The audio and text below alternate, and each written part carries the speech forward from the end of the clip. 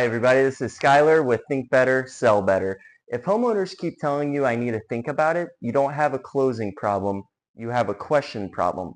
Because the highest paid home service pros don't push harder, they ask better questions. And today I'm going to show you the exact calibrated questions inspired by Chris Voss that quietly steer homeowners to yes without sounding salesy.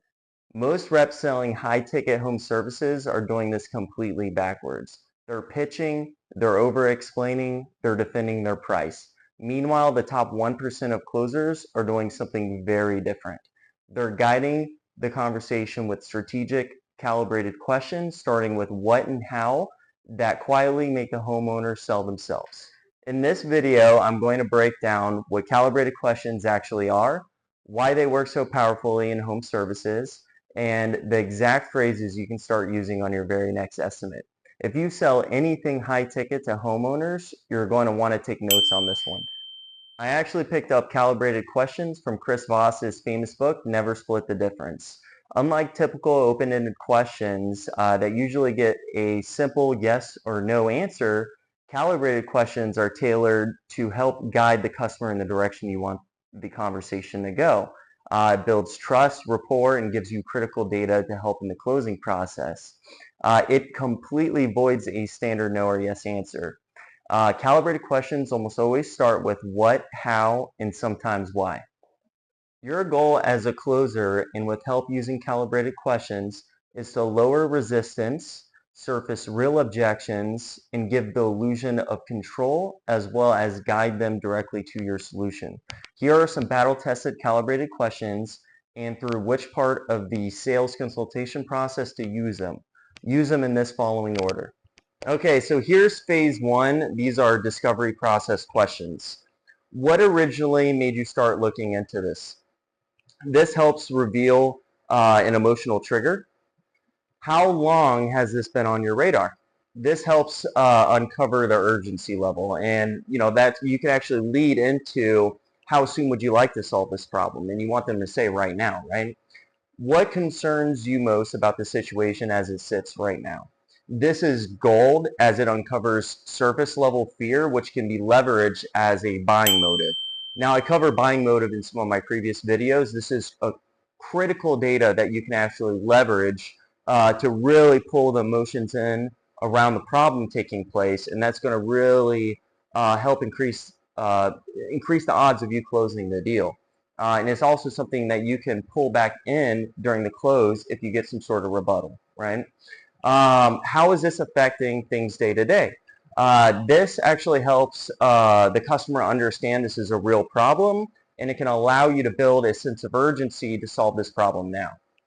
Okay, so phase two would be future pain amplifier questions. These kinds of questions really tie in the emotions behind the problem. What do you think happens if this goes another year untreated? This is elite level framing. How would you feel if this turned into a bigger repair down the road? Creating that sense of urgency again. Now here's phase three. These are budget and decision intelligence questions. I'm going to start though with some financial cupboard questions. How are you hoping to handle something like this financially? This is a soft budgetary question without pressure, and it builds trust. What kind of investment were you expecting for a permanent fix? This actually surfaces price expectations early. Now I'm going to start to give you some decision process questions. How do you and your spouse usually make decisions on projects like this? This is a great question because it prevents the whole I need to talk to my spouse stall. What's most important to you when choosing a company for something this important? Now you know their buying criteria. Phase four, these are objection neutralizers. These are your closer weapons, so these are very important. When they say, I need to think about it, we all know we deal with this every single day, right? Totally fair. What part would you want to feel more confident about before moving forward? I'll say that again. Totally fair. What part would you want to feel more confident about before moving forward? This surfaces the real objection almost majority of the time. Here are some questions used when the price feels high. Help me understand, compared to what you were expecting, what feels most uncomfortable about the investment? This is a non-defensive and powerful question. What would need to happen? What would need to happen for this to feel like a no-brainer for you? This is an elite level closer question. When they want more quotes, what specifically would you be hoping to compare between companies? Now you control the comparison criteria. Phase 5, commitment driver questions.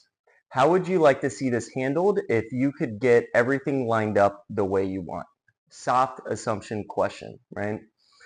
What's the biggest risk you see in moving forward, if any? This one is surgical as it drives into any concerns with trust. Here is one of my favorite questions. This is a top tier closing question. What would make you feel 100% comfortable moving ahead today? Remember, delivery matters more than anything. What personally helped me stay confident and silent is role playing. You want to memorize this information as much as possible and prepare yourself for the situations that can possibly come up. Remember, silence is your best friend. So many reps kill the deal by talking too much and answering their questions with a question. When you ask a question, stay silent. That is so important. Also, too, when they give you answers, you can use techniques such as mirroring and labeling.